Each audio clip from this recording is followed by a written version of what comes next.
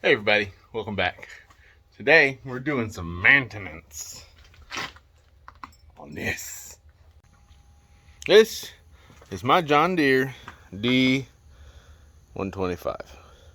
See, it's got about 100 hours. Yeah, about 100 hours on it. So it's time for another tune-up.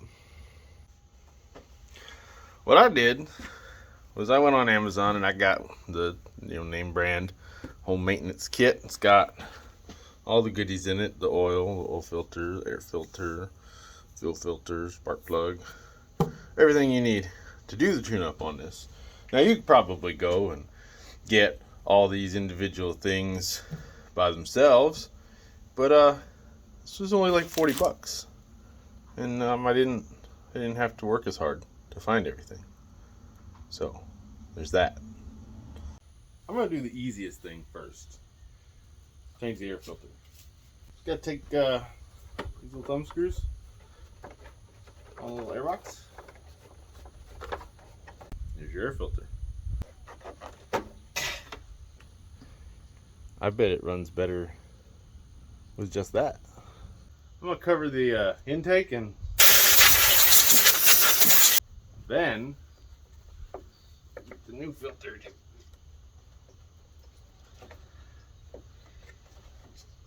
Cram it in there. Put the cover back on. The next easiest thing is the spark plugs. First thing you need to do is pop the boot off. And again, blow it out. You don't want any debris ending up inside the cylinder. These spark plugs are 5/8. Look how easy that came out. Get your new one. Make sure it's gapped right. Yeah. You want to start your spark plug just like on anything. You want to start it with your fingers. That way you don't accidentally cross thread it, because that'd be a bad time.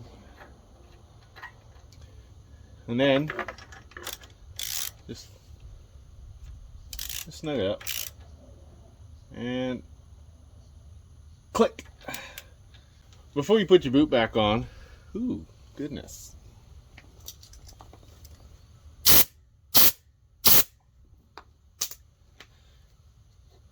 Before you put your boot back on, it's always kind of a good idea to use some dielectric grease, just like what you would do on your car. Fill that up and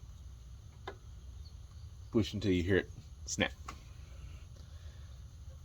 Process will be the exact same on the other side, Okay, to get to your oil and fuel filter, you got to take off this little panel here. It's 5/16, should be.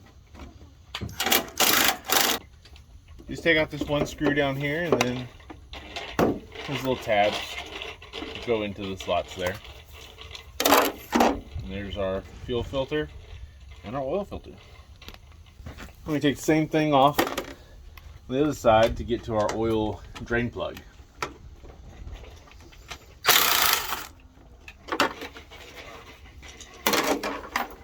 There's your oil drain plug. So this drain plug is not like the drain plugs you would find on a car or something. It doesn't thread on. This one just has like a little locating pin on it. I'm going to try to catch all the oil. And then turn it. There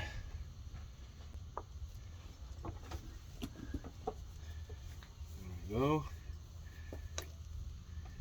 The oil's come out. See the little locating notch there for the drain plug? I'm just going to let that all drain out, and we'll go to the other side and change the filter. Change the oil filter. These things shouldn't be on that tight. So when you put them on, they're just going to be like hand tight. So it should just spin right off. Make sure you've got your drain pan under here to catch it, any spillage. There we go.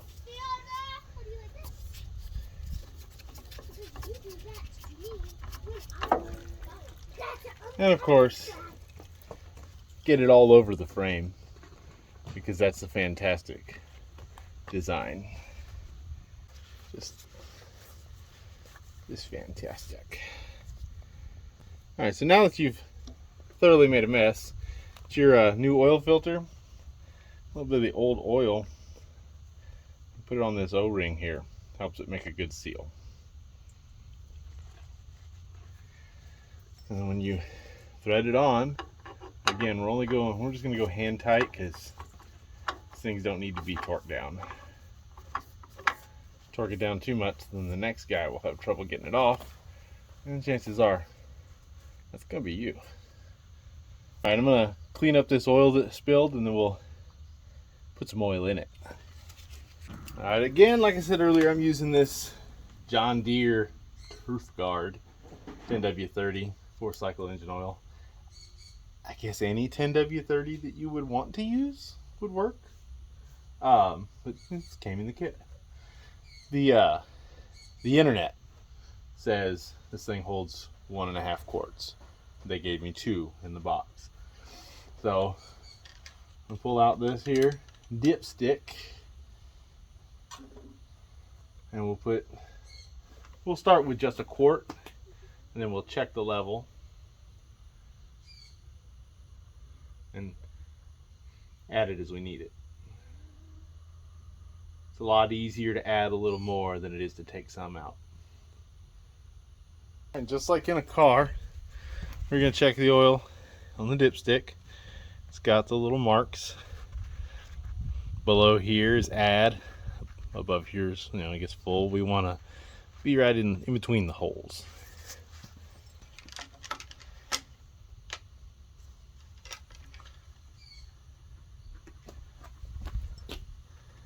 And we're below the mark by a little bit. So we're going to go ahead and put in half of that other quart.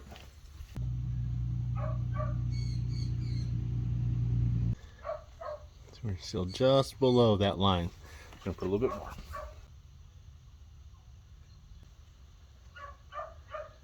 And there we go. That hole has oil in it, and this one doesn't. So we're right in the middle there, maybe a little on the full side, but remember, we changed the filter, and the filter needs to fill up with oil. So what we're going to do, start it up, let it run for a little bit, let it build oil pressure, fill that filter, then we'll shut it off, let all the oil drain back to the pan, and check the level again, and then add if we need to. All right, it's run for a few minutes.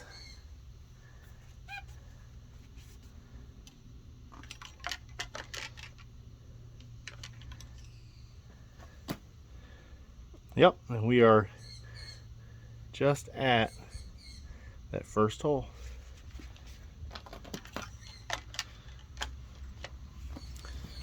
And I used damn near 2 quarts. Haha. Internet was wrong. Alright, now for the fuel filter. Some fuel filters can go either way, and then others will have an arrow on it. I don't know if you can see that.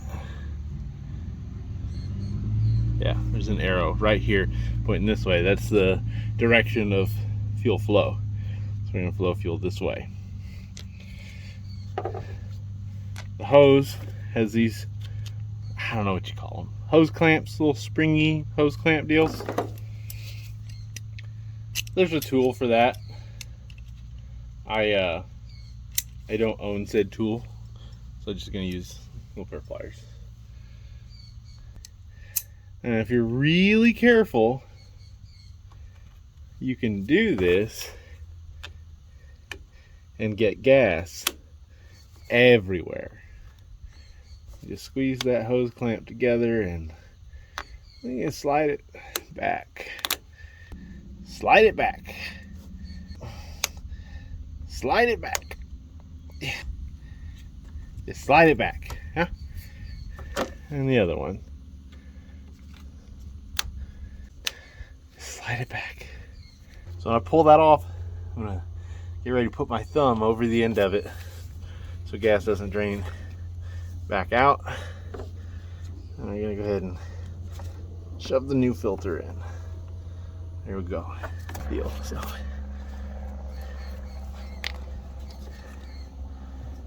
and there we go. See? Didn't get any gas on anything. And we just take the hose clamps and do the same thing I did earlier. Only the opposite. Just slide it up. Yep. Easy. Fuel filter?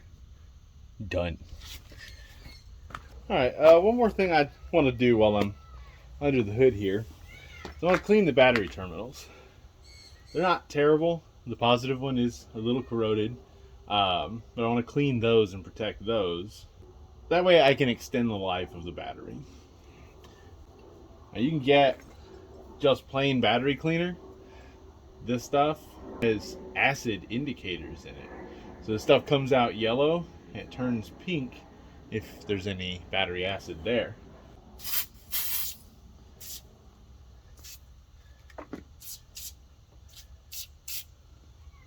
Foamy.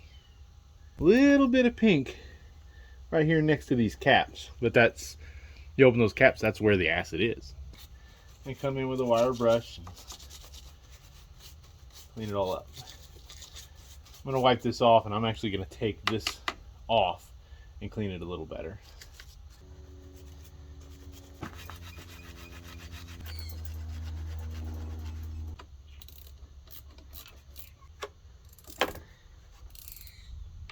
Alright, now that it's back together, we're going to use this battery terminal protector. Now what this does is it puts a protective layer over it, basically reducing the amount of oxygen that can get in there. So the corrosion or oxidation that happens when all these dissimilar metals are touching and having current flow, the less oxygen, the less oxidation or corrosion that'll happen on your battery terminals.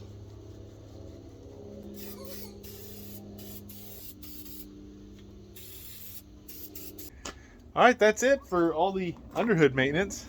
Join me next time when I'll be sharpening the blades and cleaning up the deck. I've even got plants growing down here. As always, thanks for watching, and I'll see you on the next one.